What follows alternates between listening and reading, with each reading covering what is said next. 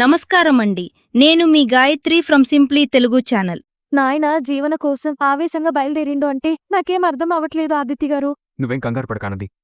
అక్కడికి వెళ్తే గాని మనకేం తెలీదు. జల్ది పోనివ్వండి. నువ్విప్పుడు ఒట్టి మనిషివి కాదు, ఇద్దరివి. అలాగే ఉండాలి, అలాగే తినాలి. తినకూడనివి తినకూడదు. కూర్చో.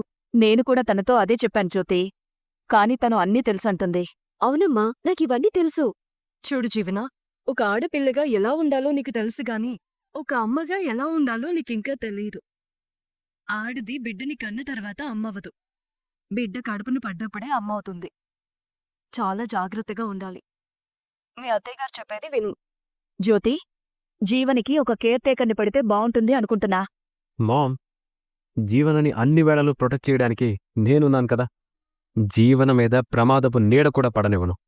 పోనో పనిచే జీవన, నువ్వే వచ్చి మన ఇంట్లో 4 రోజులుండు. 4 రోజులు నేను కాకుండా ఆ ఎంటీ పోస్టులు ఇంకెవరైనా కూర్చున్నారంటే అమ్మో, లేదు లేదు, నేనివ్వకూడదు. లేదు డాడ్, నాకేం పర్వాలేదు, నేను బానే ఉన్నాను. అలా కాదు జీవన, ఈ టైంలో జాగ్రత్తలు తీసుకోవాలి కదా. చైతన్య అస్తమానం నీ దగ్గరే ఉండి నేను చూసుకోలేడు కదా.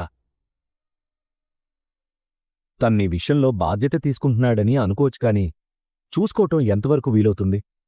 అలాగే మీ అత్తయ్య గారు, ఆవిడ కంపెనీకి చైర్మన్. ఆవిడ బాధ్యతలు ఆవిడకుంటాయి. మీ మామయ్య గారు ప్రస్తుతానికి ఆయన ఈ మధ్యనే లివర్ ఆపరేషన్ చేయించుకున్నారు. ఆయనకి కొంత రెస్ట్ అవసరం. ఇక ఇంట్లో పనిమనుషులంటావా, వాళ్ల పనేదో వాళ్లు ముగించుకొని వెళ్ళిపోవాలనుకుంటారే గాని నీ గురించి సొంతవాళ్లు పట్టించుకున్నట్లుగా పట్టించుకోలేరు కదా. నువ్వన్నది నిజమే డాడ్, కాని ప్రస్తుతానికైతే నాకు ఏ ఇబ్బంది లేదు. మా అత్తయ్యగారు నన్ను తల్లిలా చూసుకుంటున్నారు. అన్ని విషయాలు తనే నాకు దగ్గరుండి చెప్తున్నారు. జీవనా, ఇవన్నీ చెప్పేది నీ గురించే. కొంచెం పెద్దవాళ్ళు చెప్పేది విను. నాకు తెలుసు చిన్నగ్రాని, మా అత్తయ్యగారున్నారు కదా నన్ను చూసుకోటానికి. ఇంకా నాకు ఏ ఇబ్బంది లేదు. ఒకవేళ నాకేదైనా ఇబ్బంది ఉంటే నేనే వస్తాను. అది కాదు నాన్నా. డాడీ, నా పుట్టింటికి నన్ను రమ్మని ఎవరైనా పిలవాలా? నేను రాలేనా? ఎందుకంటే మీరు నన్ను కన్నవాళ్ళు, అది నా పుట్టిల్లు. నాకా స్వతంత్రత, స్వేచ్ఛ ఉంటుంది. ఎలాగూ పొరుడికక్కడికి రావాలి కాబట్టి ఇప్పట్నుంచి ఎందుకక్కడికి? జీవన చెప్పింది నిజమే. తర్వాతైనా అక్కడికి రావాల్సిందే కదా. ఇక్కడే ఉండనివ్వండి. నాకు కేర్ టేకర్ కూడా ఎవ్వరూ అవసరం లేదు. నన్ను నేను జాగ్రత్తగా చూసుకోగలను. పైగా నా భర్త కూడా ఉన్నాడు, కంటికి రెప్పలా చూసుకోవడానికి. ఆఫీస్లో కాన్ని ఇంటి దగ్గర కాని తానే నన్ను జాగ్రత్తగా చూసుకుంటాడు. నా భర్త నాతో ఉండగా నాకేం కాదు. వేరేంటి స్పృహలోకొచ్చి కత్తి తీసుకొనొచ్చాడు? వాడికేం తెలిసిందో ఏంటో.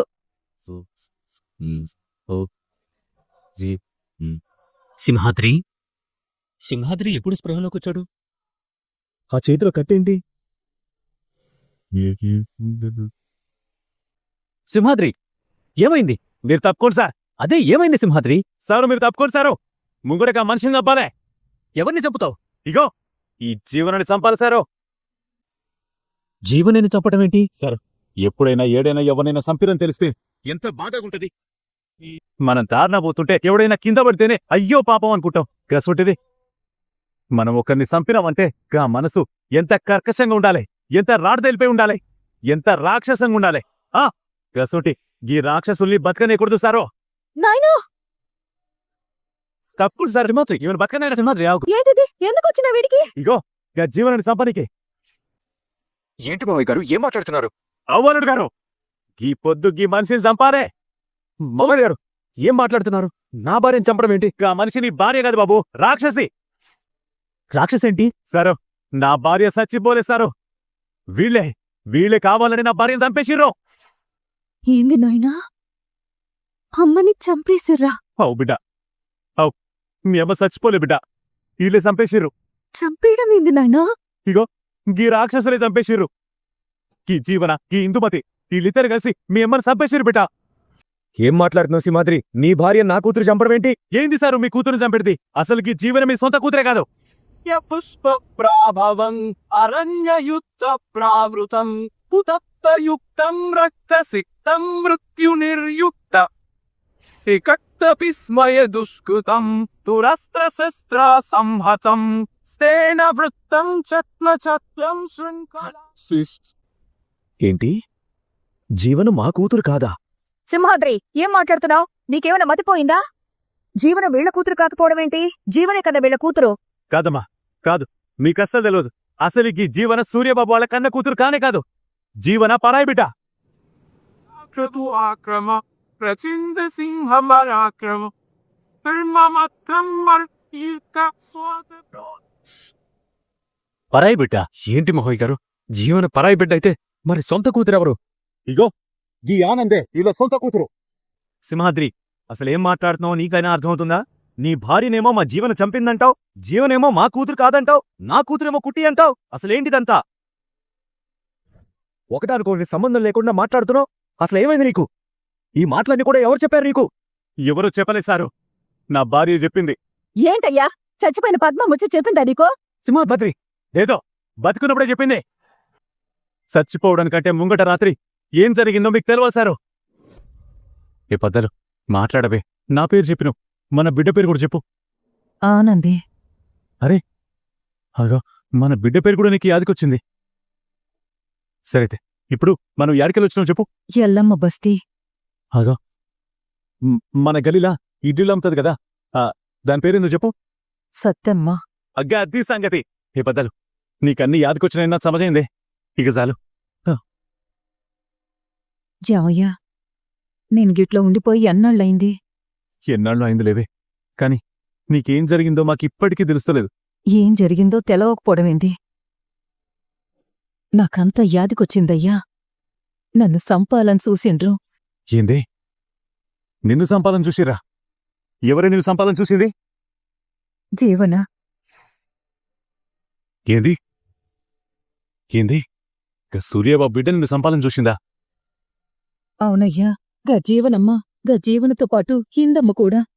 వాళ్ళిద్దరూ కలిసే నన్ను సంపాలని చూసిండ్రు. అసలు వాళ్ళకి నిన్ను చంపే పనిందే? నేను యాడ నిజం చెప్తానోనని భయపడి సంపాలని చూసిండ్రయ్యా. ఏం నిజమే? మన బిడ్డ ఎవరో కాదయ్యా, జీవన. జీవన? అరే, మన బిడ్డ జీవనేంది? మన బిడ్డ కుట్టి కదా. కాదయ్యా, అసలైన జీవనే కుట్టిగా బతుకుతుంది. కుట్టిగానే మన కాడికి ఆనందిగా వచ్చింది. ఆనంది ఎవరో కాదయ్యా, అసలైన జీవనేనయ్యా. అరే, ఏందే గిట్ల మాట్లాడుతున్నావు? నీకేమైనా దిమాగ్ ఖరాబ్ అయిందా ఏంది? లేదయ్యా, గిప్పుడే నా దిమాగ్ సరైంది. అందుకే వాళ్ళు నన్ను చంపాలని చూసిండ్రు. అసలేం జరిగిందో చెప్తా నేను. గప్పొద్దు సూర్యబాబుకి గుండెపోటొచ్చి దవాఖాన్లో చేరిండ్రు గదా. ఆ. గప్పుడు నువ్వు కాంట్రాక్టు పని మీద వేరే ఊరు పోయినావు గదా. అవును. గప్పొద్దు దవాఖానకొచ్చిన పూజారి గారు సూర్యబాబుకి ఏం కాకూడదంటే ఆయన పేరు మీద కన్నబిడ్డ మృత్యుంజయ హోమం చెయ్యాలి అని చెప్పిండ్రు. గప్పుడు గా పూజ ఎవరు చెయ్యాలా? కన్నబిడ్డంటే జీవనే గదా చెయ్యాలి. కాని గా పూజ మన బిడ్డ చేసిందయ్యా. లేలే, ఏ పద్దాలు మన బిడ్డకి ప్రేముంది కాబట్టి చేసిందే. నేను గట్లనే అనుకున్నానయ్యా. ఆ తర్వాత నేను పూజారి కాడికి పోతే పూజారి గారు మన బిడ్డ మాట్లాడుకున్నదంతా నేను విన్నాను. మన బిడ్డ అసలైన జీవనయ్యా. అరే, మన బిడ్డ జీవనేందే? అవునయ్యా. చిన్నప్పుడు అమ్మకి గండం ఉందంటే మళ్ళీనే జీవనగా పంపించిందంట. ఆ తర్వాత మన బిడ్డ ఈడుకొచ్చి కుట్టిగా బిడ్డ పెరిగిందయ్యా. గా తర్వాత పెరిగిండ్రు, పెద్దయిండ్రు. ఆ గండం వల్ల ఇప్పటికీ మన బిడ్డ గట్లనే ఉండిపోయిందయ్యా. జీవనగా ఉండాల్సిన మన బిడ్డేమో ఆనందిగా పరాయి బిడ్డగా బతుకుతుందయ్యా. పరాయి బిడ్డగా ఉండాల్సిన జీవనేమో గా ఇంటి వారసురాలుగా బతుకుతుంది. ఈ నిజం నాకు తెలిసిందన్న విషయం ఇందమ్మ వాళ్ళకి ఎట్లా తెలిసిందో తెలవదు గాని తెలిసిందయ్యా. గా పొద్దు నేను జ్యోతమ్మ వాళ్ళతో చెప్దాం అనుకున్నాను. కాని తర్వాత రోజు పొద్దుగాల చెప్దాం అనుకున్నాను. కాని గా రాత్రే నన్నిట్లా చంపాలని చూసిండ్రయ్యా. కాని నేను చావలేదు. నా ఊపిరి ఆగిపోయిందని నేను చచ్చిపోయాననుకుని వాళ్ళు పోయిండ్రయ్యా. ఇదయ్యా జరిగింది. నేనీ మాట నీతో చెప్పాలనుకున్నాను. వాళ్ళంతూ చూస్తాను నేను. అయ్యో ఆగయ్యా, ఆవేశపడుకో. ఇంకా ఏంది ఆవేశపడకుండా ఉండేది? నిన్ను సంపాదన చూస్తారా? ముంగట ఆళ్ళ సంగతి చూస్తే చూడు. అరే ఆగమంటున్నానా? ఏందయ్యా మాట్లాడుతున్నావు? సంపితే పరిష్కారం అయితదా? కూర్చోయ్యా, నా మాటేను. ఇప్పుడు మనం చెయ్యాల్సిందేంటంటే ఇంతవరకు మన బిడ్డ కోసం మనం ఏమీ చెయ్యలే. కాని మనం ఇప్పుడు న్యాయం చెయ్యాలా? మన బిడ్డ అజ్ఞాతంగా బతకనీకి వీల్లేదు. మన బిడ్డ గా ఇంటి బిడ్డగా బతకాలా? జీవనేమో అనాథన్న విషయం సూర్యబాబుకి లాయరమ్మకి తెలవాలా? నువ్వు ఇట్లా ఆవేశపడితే కాదయ్యా. మనం రేపొద్దుగాలే చెప్దాం. ఇప్పుడు నువ్వు పడుకోవయ్యా. గట్లే పదాలు. గీ జీవనగా ఇందుమతి యశ్వంతుడు నా పెళ్ళాం నాకు ముందే చెప్పించారు. రేపు పొద్దుగాలనే జ్యోతమ్మకి సూర్యసారికి నిజం చెప్పాలనింది. తెల్లవారు నీకుండానే ఇల్లు నా పెళ్ళని చంపేశారు సారు. సారు, ఇదంతటికి కారణం కూడా ఈ జీవనే. ఈ జీవన వల్లే నా పెళ్ళ చచ్చిపోయింది. ఈ జీవనే నా పెళ్ళని చంపేసింది. ఈ జీవన బతకనికి వీలేసారు, బతకనికి లేదు. సరు, జీవనలాగా బతుకుతున్న ఈ మనిషి పేరు మళ్ళీ. అదే అసలు పేరు, అదే అసలు బతుకు. సరు, నేను మళ్ళీ చంపాలే. నేను మళ్ళీ చంపాలి. సింహాద్రి, సింహాద్రి, సూర్యబాబు నా మాటినండి, జరుగురి. ఈ జీవన నేను చంపేంత వరకు వదలను. మా ద్రీగులను సూర్యబాబు అటు మీరు వదలండి, తప్పుకోండి, వదలండి. ఏంటి అడ్డు తప్పుకోలేదు? నువ్వేం చేస్తారో నీకు అర్థమవుతుందా? జరగండి సార్, జరగండి సార్. కుట్టి, అసలు ఇక్కడ ఏం జరుగుతుందో నీకు అర్థమవుతుందా? మీ నాన్న మా కుటుంబం మీద, నా కూతురు మీద ఎంత పెద్ద నింద వేశాడో నీకు అర్థమవుతుందా? మీ అమ్మని జీవన చంపింది అంటున్నాడు. అనడమేంది సారు, అదే నిజం. సింహాద్రి, నువ్వు చెప్పాల్సింది చెప్పేవు, మేము వినాల్సింది విన్నావు. కానీ మేమెవరూ ఈ షాక్లో నుంచి తేరుకునే పరిస్థితిలో లేవు. అలాంటి మాట్లాడే నీ నోట్ నుంచి. అందుకే నేను అడగాల్సిన వాళ్ళని అడుగుతాను, నువ్వు కాసేపు ఆగు. చెప్పుకుటి, నువ్వే మా కూతురువని, నువ్వే అసలైన జీవనమని సింహాద్రి అంటున్నాడు. దీనికి నీ సమాధానం ఏంటి? అయ్యో, ఇదేంటి ఎలా ఇరుక్కుపోయాం? ఇప్పుడేం చెయ్యాలి? ఇప్పుడు ఆనంది కాని అసలు నిజం చెప్పేస్తే నా పరిస్థితి ఏంటి? చెప్పకుటి, దీనికి నీ సమాధానమేంటి? సమాధానం ఒక్కటే జ్యోతమ్మ. ఏంటది? నిజం చెప్పడు. ఏంటా నిజం? నేనే నీ అసలు కూతుర్ని.